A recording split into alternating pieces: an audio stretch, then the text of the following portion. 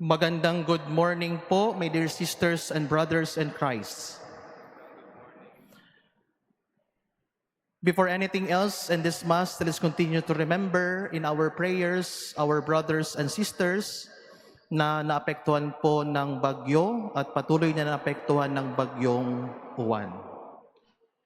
Marahil nagtataka po kayo kung bakit maraming pari ngayon. Ako po si Father Neil, kasama ko po yung dalawang pari, si Father Nicole at si Father Jomaine.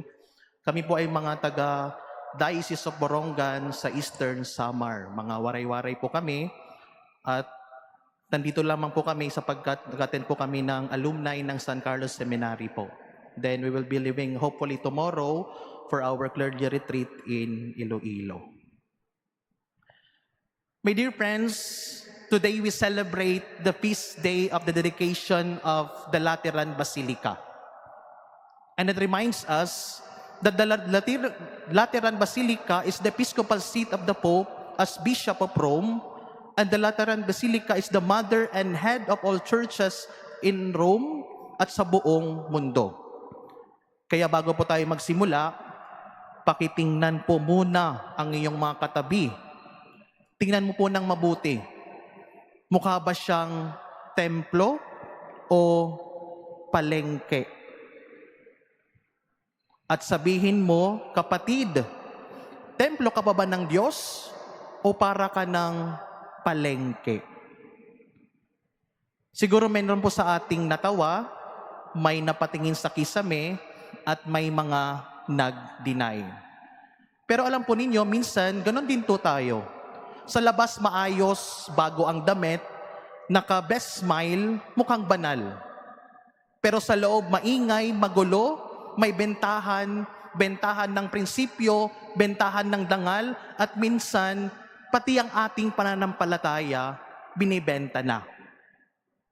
Na-mention ko po ito mga kapatid sapagkat ito po yung isa sa mga paanyaya ng kapistahan ng dedication of the Lateran Basilica. Isang paalala na ang simbahan ay hindi lang gusali sa Roma o magandang lugar kung saan tayo ngayon, kundi tayo mismo ang simbahan, mga buhay na templo ng Panginoon.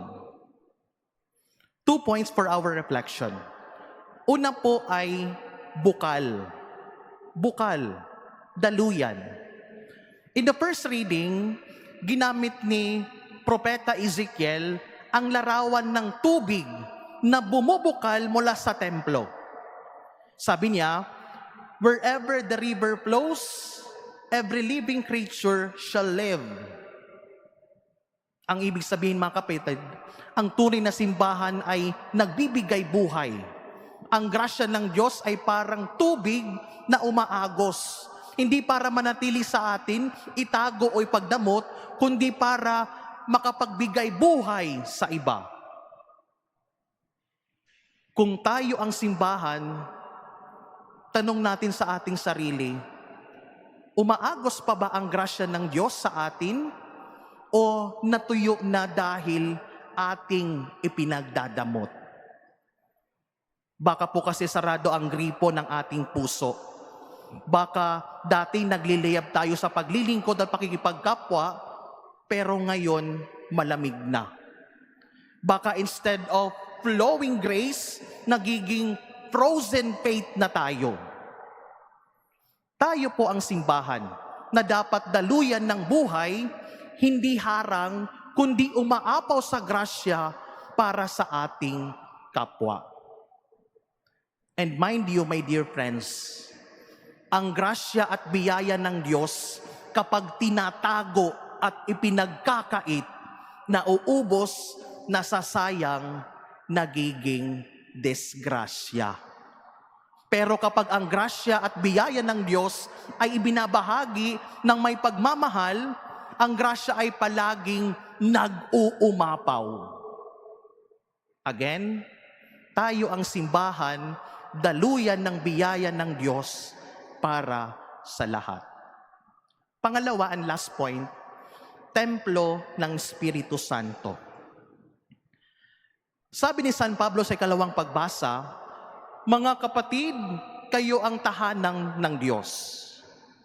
You see, hindi lang pala tayo daluyan ng grasya. Tayo din ay tahanan ng Espiritu Santo. Pero minsan, aminin po natin, hindi na templo ng Espiritu Santo ang ating sarili, kundi bodega na ang ating puso. Bodega na puno ng tampo, puno ng pride, inggit, galit at sama ng loob. Kaya tuloy, wala nang space para sa Espiritu Santo, wala nang space si Lord sa ating mga puso. That is why in the gospel, nagalit si Jesus. Bakit? Kasi yung mga tao, ginagawang palengke ang bahay ng Diyos. Sabi ni Jesus, tanggalin nyo, huwag nyong gawing palengke ang bahay ng Ama ko. Mga kapatid, baka gusto rin ni Jesus ngayong mag-general cleaning sa ating puso. Baka gusto niyang alisin lahat ng kalat, mga galit, sama ng loob, yabang, at mga bagay na humahad lang sa grasya upang tayo ay maging tahanan ng Diyos. Kaya tingnan at pakinggan po natin ang ating sarili. Minsan po kasi, kaya marumi ang ating templo ay dahil nakakalimutan na natin kung sino tayo. Ang tawag po sa atin ng Diyos ay anak. Pero ang kilos natin ay para tayong mga negosyante. Ang tawag sa atin ay templo ng Espiritu Santo. Pero sa loob natin, para tayong marketplace, palengke o merkado. Bakit palengke? Dahil ang ating pagkatao at galaw ay depresyo. May tawaran, may bentahan ng dangal. Baka puro na tayo depresyo, wala ng serbisyo. And worst, hindi lang tayo depresyo at nagbebentahan. Minsan, nagagawa pa nating mangdaya at magnakaw. My dear sisters and brothers, my dear friends, kung gusto po nating linisin at ayusin ang ating sarili, simulan natin sa pagkilala sa ating tunay na pagkatao. Let us go back to our true identity. Sino ba tayo? Sino tayo? Anak tayo ng Diyos, mahal tayo ng Diyos, tahanan tayo ng Diyos, daluyan ng grasya, mabuting tao tayo. Tinawag tayo para maging daluyan ng pagmamahal, hindi tagasara o tagaharang ng biyaya. At marahil, ang unang hakbang po diyan ay makinig. Makinig sa Diyos, sa kapwa, at sa ating puso. And mind you, the best way para makinig is nangyayari sa ating panalangin. Doon natin maririnig ang ating puso at ang tinig ng Diyos na nagsasabing, anak, ikaw ang tahanan ko. My dear friends, kung si Jesus ay naglinis ng templo noon, baka gusto rin niyang linisin ang ating mga puso ngayon. Hindi lang gamit ang tubig o walis, kundi gamit ang pagbabalik loob at pagninilay. Kaya pakitanong ulit sa ating mga sarili. Pero ngayon, seryoso na. Daluyan pa ba ako ng grasya ng Diyos o palengke na tayo? Again, nauubos ang grasya kung para sa sarili lang, pero hindi nauubos ang grasya kapag ibinabahagi sa kapwa. Let us always remember, my dear friends, kung tayo ay bukal ng buhay, templo ng Espiritu Santo at daluyan ng grasya, sigurado kapag pumasok si Jesus sa ating puso, hindi siya magagalit.